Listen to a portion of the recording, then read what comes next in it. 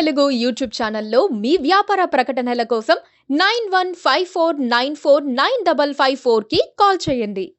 నమస్తే, welcome to KTV Telugu. నేను Vasant. Right టైంలో రైట్ ప్లేస్లో ఉన్నోడే అవకాశాన్ని వాడుకునే నాయకుడు అంటారు. ఎంత పేరున్నదో ముఖ్యం కాదని, గెలిచే అవకాశాలు సద్వినియోగం చేసుకోవాలని రాజకీయ అనుభవం ఉన్న వాళ్ళు చెప్తారు. ఇప్పుడు ఒక నాయకుడు అదే పందాలో వెళుతున్నారు. అధికార వైసీపీకి కంచుకోటగా ఉన్న వైఎస్ఆర్ కడప జిల్లాలో ఆ పార్టీని గట్టిగా నిలదీయగల సమర్థుడు ఎవరైనా ఉన్నారంటే ఆయనే మాజీ మంత్రి ఆదినారాయణ రెడ్డి. ఈసారి స్పీడ్గా దూసుకొస్తున్న ఆయన జమ్మల మడుగు నాదిరా అని బిగ్గరగా నిలదీస్తున్నారు.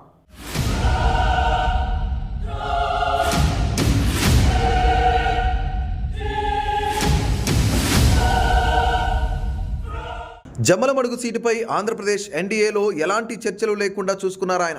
2019 ఎన్నికల్లో కడప పార్లమెంట్ అభ్యర్థిగా పోటీ చేసి ఓటమి పాలైన తర్వాత బీజేపీలో చేరిన ఆయన ఇప్పుడు తెలుగుదేశం పార్టీ పొత్తులో జమ్మలమడుగు అసెంబ్లీ స్థానాన్ని దక్కించుకున్నారు.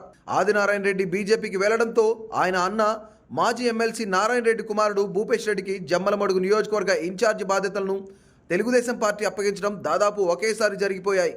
అప్పటి నుండి ఆయన పార్టీ టికెట్ తనదేనన్న ధీమాతో నియోజకవర్గ వ్యాప్తంగా పర్యటించారు. పార్టీని పటిష్టం చేశారు. కార్యకర్తలు పార్టీ శ్రేణులకు మరింత దగ్గరయ్యారు. ప్రజలకు మరింత చేరువయ్యారు. తెలుగుదేశం పార్టీ జనసేనతో పాటు బీజేపీ పొత్తుకు కుదుర్చుకోవడంతో భూపేష్ రెడ్డి ఆశలపై నీళ్లు చల్లినట్లు అనిపించినా ఆయన్ను మేనేజ్ చేయడం కష్టమేమీ కాదనిపిస్తోంది.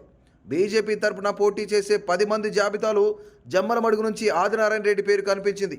అది ఆయన వ్యూహాత్మకంగా పావులు కదిపిన చర్యలకు ఫలితమని చెప్పాలి. కడప జిల్లాలో బీజేపీని దివిటీ పట్టుకొని నడిపించిన నాయకుడు ఆయన. పొత్తు భాగస్వామి టీడీపీని ఎలా మేనేజ్ చేయాలో కూడా తెలిసిన నాయకుడు ఆయన. అందుకే ఏపీలో బీజేపీ ఖచ్చితంగా గెలిచే నియోజకవర్గాల్లో జమ్మలమడుగు ఒకటని చెబుతున్నారు. కడప జిల్లా రాజకీయాల్లో తనకంటూ ప్రత్యేకమైన స్థానం పొందిన నేతగా గుర్తింపు ఉన్న ఆదినారాయణ రెడ్డి త్వరలో జరగబోయే సార్వత్రిక ఎన్నికల్లో జమ్మలమడుగు అసెంబ్లీ బరిలో దిగేందుకు దృష్టి పెట్టినట్లు రాజకీయ వర్గాల్లో ముందు నుంచి చర్చ జరుగుతూ వచ్చింది. ఆయన బీజేపీలో రాష్ట్రంలో ఉన్న ముఖ్య నాయకులు ఒకరుగా ఉంటూ వస్తున్నారు. స్థానిక సంస్థల ఎన్నికల్లో కూడా జిల్లాలో ఎక్కడా లేని విధంగా జమ్మలమడుగులో బీజేపీకి సానుకూల ఫలితాలు తీసుకురాగలిగారు. బీజేపీ రాష్ట్ర శాఖ అధ్యక్షులుగా ఎవరున్నా వారితో సఖ్యత కొనసాగిస్తూ ఆయన నియోజకవర్గంలో పార్టీని డెవలప్ చేసుకున్నారు. 2004లో కాంగ్రెస్ అభ్యర్థిగా ఆదినారాయణ రెడ్డి విజయం సాధించారు. ఆ తర్వాత 2009లో కూడా గెలుపొందారు. 2014లో కూడా వైసీపీ అభ్యర్థిగా పోటీ చేసి గెలుపొందారు. 2016లో ఆయన టీడీపీలో చేరి 2017లో రాష్ట్ర మంత్రిగా బాధ్యతలు చేపట్టారు. ఆ అనుభవమే ఇప్పుడు జమ్మలమడుగులో బీజేపీని అభివృద్ధి చేసేందుకు ఉపయోగపడుతోంది. ఆదినారాయణ రెడ్డి దూకుడు, ఆయన వ్యూహాలు ఇప్పుడు అధికార వైసీపీకి అర్థం కావడం లేదు. ఆయన్ను ఎలా ఎదుర్కోవాలో తెలియడం లేదు.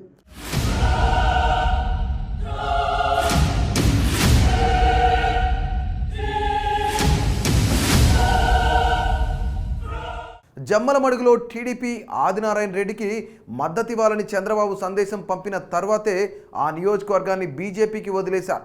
పైగా ఆదినారాయణ రెడ్డి సమర్థతను అర్థం చేసుకున్న చంద్రబాబు ఆ కీలక నియోజకవర్గాన్ని ధైర్యంగా ఆయనకి ఇచ్చేశారు. వైసీపీని మట్టి కరిపిస్తారని కూడా ఎదురు చూస్తున్నారు.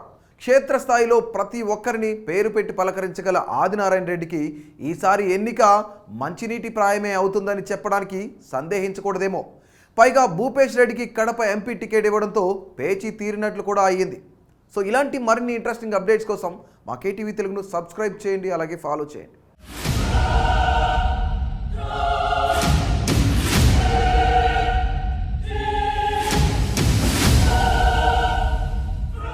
Please subscribe to